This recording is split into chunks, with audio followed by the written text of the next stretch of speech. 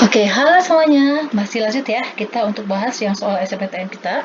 Yang pertama sekarang ini masih lanjut soal 51. Oke, ini soal SNMPTN tahun 2009 ya. Tipenya ada tipe 376. Karena dia ada 3 tipe, nanti kita akan bahas ada 3 tipe soal SNMPTN tahun 2019. Ini 376-nya, nanti kita lanjut yang 276 sama 176-nya. Oke, kita lanjut dulu nih soal nomor 51, tapi sebelumnya subscribe dulu ya. Oke, terima kasih. Kita lanjut soal nomor 51. Di sini diketahui bahwa diketahui 2,3 gram dimetil ether. Oke, dimetil ether itu berarti dia rumusnya kayak gini, rumus gimana ya? Dimetil kan gini, ether itu ini jadi metil ether. Dibakar katanya ini sebanyak 2,3 gram. Diketahui MR-nya 46, berarti bisa dibagi dong, ya kan, supaya kita dapat mol. Berarti ini sekitar 1/20. Oke, mol. Oke, dibakar pada keadaan tetap dengan kalor yang dilepaskan, berarti dia pembakaran ya, berarti eksotron, yaitu Q-nya adalah 82, berapa nih? 5 kilojoule. Oke, yang ditanya kalor pembakaran dimetil ether berapa? Kayak gitu. Ingat, yang ditanya itu adalah dalam keadaan berapa mol? Dalam keadaan 1/20 mol. Oke, yang ditanya adalah dalam keadaan 1/2 mol. Jadi kita cek dulu nih yang mau kita pakai yang mana, kayak gitu. Oke, di sini kan dia katanya melepaskan, ya kan? Di sini yang ditanya adalah kalor pembakarannya berapa. Jadi ini 8,82 kilojoule ini itu dilepaskannya, berarti yang ditanya adalah dalam keadaan 1/20. Berarti ini dibagi, kayak gitu loh. Jadi 82,5 dibagi 1/20.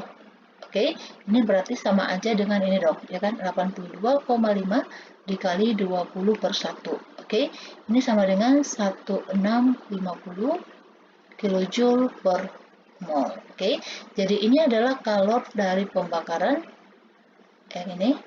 Oke, kalor pembakaran dari untuk yang reaksinya yang mana nih? Yang untuk ini. Oke ya, berarti ini jawabnya adalah yang D. Oke, nah lanjut lagi soal 52.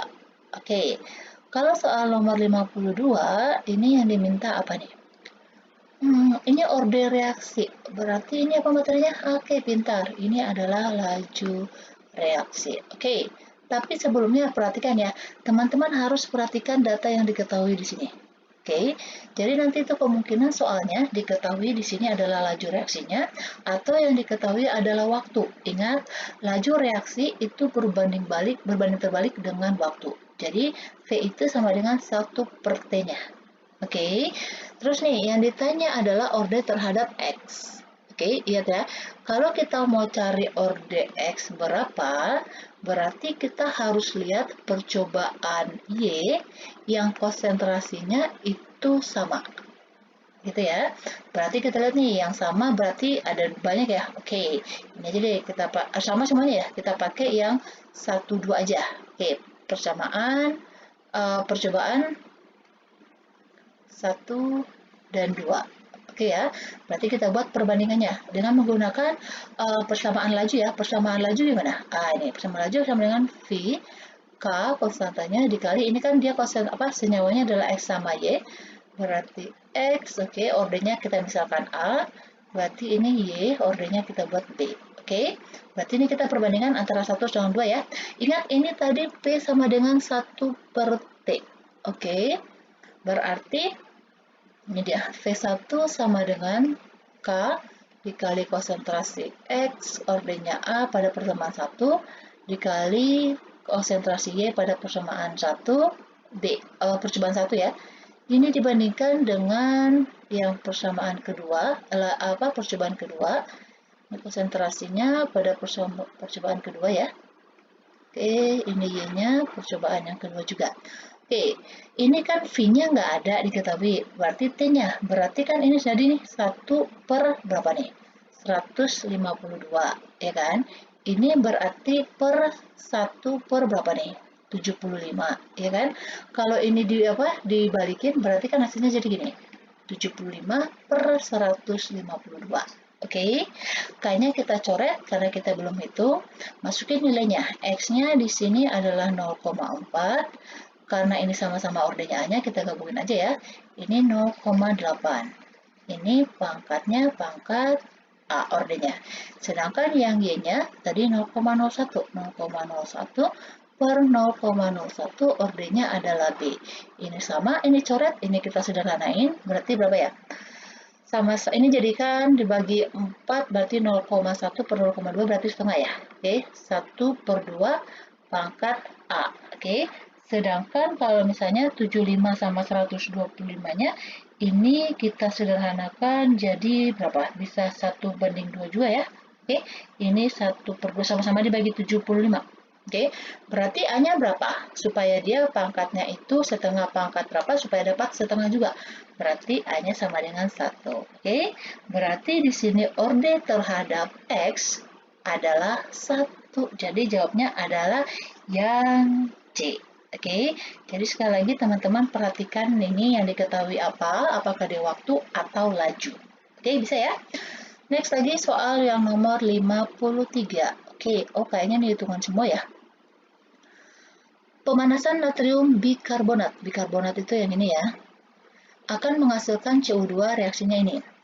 Jika pada 125 derajat Celcius diketahui nilai Kp untuk reaksi tersebut adalah 0,2, maka tekanan parsial karbon dioksida dan uap air dalam keadaan setimbang berapa? Jadi di sini yang ditanya itu adalah berapa tekanan dari CO2 ditambah dengan tekanan dari H2O. Oke, sekali lagi teman-teman hati-hati ya. Kalau dia adalah Kp, berarti ini wujudnya ini yang digunakan itu adalah yang gas. Karena kan dia tekanan. Berarti yang solid ini kita nggak menggunakan. Oke, berarti kalau kita mau buat nih rumusnya, berarti Kp itu sama dengan P-nya si CO2 dikali dengan P-nya H2O. Kayak gitu caranya. Oke, karena kan ini solid nggak dipakai. Di sini, ini kan oke, kita cek dulu nih, persama reaksinya sama nggak nih? Oke, 2, udah sama ya persama reaksinya. Ini kan sama-sama molnya 1. Oke, jadi nanti kita buat dulu nih supaya nggak ribet ya. Berarti CO2 itu kita anggap dia sama dengan H2O. Karena koefisiennya sama-sama 1 mol. Kita masukin nilainya, berarti ini nilainya 0,25. Berarti sama dengan, ini kita anggap dia CO2 ya. Jadi P CO2 berarti dikali P CO2. Kayak gitu ya, karena dia sama. Berarti ini 0,25, ini berarti dia jadinya kuadrat dong, ya kan? Karena dia sama, ya kan nilainya. Berarti ini sama aja dengan tekanan CO2 dikuadratin. Oke, kita mau cari PCO2-nya aja, berarti akar dong, akar dari 0,25, berarti sama dengan 0,5. Oke, karena ini nilainya sama, nilai P-nya, berarti P-nya si CO2 adalah 0,5 dan P dari H2O adalah 0,5. Oke, yang ditanya adalah berapa tekanan karbon dioksida dan uap air. Ada dannya, berarti dia dijumlah. Berarti ini ditambahkan dengan ini, berarti sama dengan 1 atm. Oke, bisa ya? Berarti jawabnya adalah yang C. Oke, next lagi, 54. Oke, kayaknya hitungan semuanya ya? Oke, nggak apa-apa. Diketahui KF air adalah 1,86. Ini diketahui MR-nya. Titik beku air dalam radiator mobil yang berisi cairan dengan perbandingan 62 gram etilen glikol. Oke, dalam 500 gram air. Berarti yang ditarik di sini adalah titik beku air dalam radiator mobil yang berisi cairannya perbandingannya adalah yang ini. Oke, berarti apa yang bisa kita cari? Nih, etilen glikol ini apakah dia elektrolit atau non? Nah, ini termasuk ke dalam non-elektrolit, oke? Jadi teman-teman hati-hati nih, harus bisa bedain yang mana elektrolit dan mana yang non. Oke, ini adalah KF titik didih, berarti, bukan titik didih, titik beku, freeze. Berarti delta TF, ya kan, sama dengan KF dikali M. Jadi kita nggak perlu kali I karena dia adalah non-elektrolit. Oke, terus yang dicari di sini adalah TF-nya, ya kan? TF dari larutannya berapa? Berapa TF-nya si titik beku dari etilen glikol ini? Oke, nih delta TF itu sama dengan titik bekunya pelarut, ya kan? Dikurang dengan titik bekunya larutan. Oke, caranya gitu ya. Nanti untuk mencari nilainya. Sekarang kita cari dulu nih nilai delta TF-nya berapa. Berarti ini KF-nya adalah 1,86. Oke, molalnya kita pakai rumus yang ini aja ya, yang ini. Jadi molal ini sama dengan massa per mR dikali 1000 per massa pelarutnya ini dalam gram. Oke, cara cepatnya. Berarti kita kali massanya berapa? Massanya itu ini tadi kita lihat ada 62. MR-nya juga kita hitung ya. Ini berapa nih? Oke, totalnya dia 62 ya MR-nya. Dikali 1000 dibagi massa pelarutnya berapa? Dia diketahui 500. Oke, massa pelarutnya adalah 500. Berarti dicoret-coret, ini 2, ini ke sini habis 1. Oke, berarti sama dengan 3,72. Oke, setelah dapat baru kita masukin ke rumus yang ini. Oke, berarti delta TF-nya 3,72 sama dengan titik buku air berapa? 0 ya. 0 dikurang TF-nya larutan. Berarti TF larutannya itu sama dengan 0 dikurang, ini kan pendaros ya, jadi negatif, berarti 3,72. Berarti titik beku dari larutan etilen glikol itu adalah minus 3,72. Selesai, berarti jawabnya adalah yang C, ya kan? Gampang ya? Oke, lanjut lagi, soal nomor 55. Nih, soal yang terakhir ya. Nanti kita bahas lagi yang 56 sampai 60-nya. Ini yang ditanya itu yang diketahui adalah, oh di sini kita mau cari pH ya, oke nggak masalah. Oke, asal teman-teman udah tahu konsepnya nih, untuk menghitung pH itu jenisnya banyak ya, jadi nanti menggunakan yang mana. Oke, ini analah asam, oke asam asetat ya, tapi bukan asetat, ini termasuk dalam asam karboksilat, yaitu HC, oke, ini nanti ke atas aja ya. Ini HCOOH ditambah dengan siapa? Apakah kita perlu mereaksikan senyawanya? Oke, jadi kita nggak perlu reaksikan karena ini adalah asam lemah. Ini adalah garam karena perpaduan dari asam dan basa. Jadi ini udah ada asam sama garamnya. Berarti kita nggak bisa mereaksikan. Ini kita tambahkan dengan air. H2O. Oke, ditanya di sini adalah berapa pH-nya. Oke, teman-teman perhatikan. Jika diketahui asam itu adalah asam lemah dan ada garam, ini berarti apa? Rumusnya kita cari. Oke, pintar. Ini adalah buffer. Oke, buffer apa? Buffer asam. Kenapa buffer asam? Karena dia merupakan asam lemah. Rumusnya bagaimana? Oke, berarti konsentrasi H+ sama dengan Ka dikali mol asam, oke, dibagi dengan mol garam. Oke, sekarang kita masukin nih, nilai Ka-nya diketahui adalah nih 1,8 dikali 10 pangkat 4 dikali. Oke, di sini kan yang diketahui adalah kemolaran sama volume.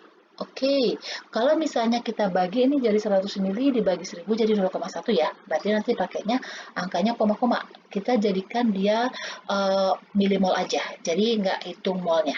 Oke, jadi ini milimol dari HCOOH ini sama dengan volume dikali molar, ya kan? Volumenya 100 mili. Molarnya 0,01 molar, berarti ini sama dengan 1 milimol. Ya kan? Bahkan 1, 2. Terus, sedangkan kalau milimolnya dari garamnya yang HCOONA, ini berarti sama dengan volumenya adalah 100 mili dikali kemolarannya 0,005 molar. Berarti ini berapa? 2 ya, 1, 2. Berarti 0,5. 0,5 milimol. Oke, berarti kita masukin yang ini. Berarti ini 1 milimol dibagi dengan 0,5 milimol. Oke, milimolnya coret. Oke, itu makanya gini, teman-teman mau jadikan ke mol atau milimol sama aja, karena nanti bakalan kita coret, kayak gitu. 1 dibagi 0,5, ini kan 2 ya. Oke, berarti 1,8 dikali 2 berarti 3,6. 3,6 dikali 10 pangkat min 4.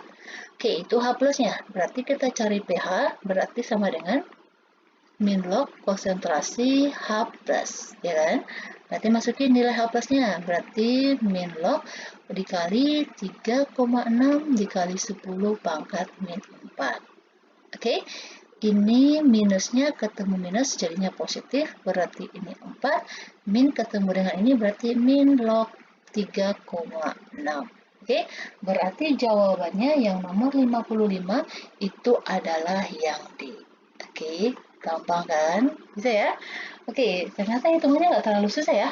Oke, demikian dulu untuk pembahasan kita untuk soal dari 50 sampai 55 ya. Kita lanjut lagi yang 56 sampai 60-nya di video selanjutnya. Oke, demikian dulu. Please jangan lupa please subscribe, share, dan kalau bisa nih teman-teman kalau nonton iklannya jangan di skip ya. Oke, demikian dulu. Terima kasih.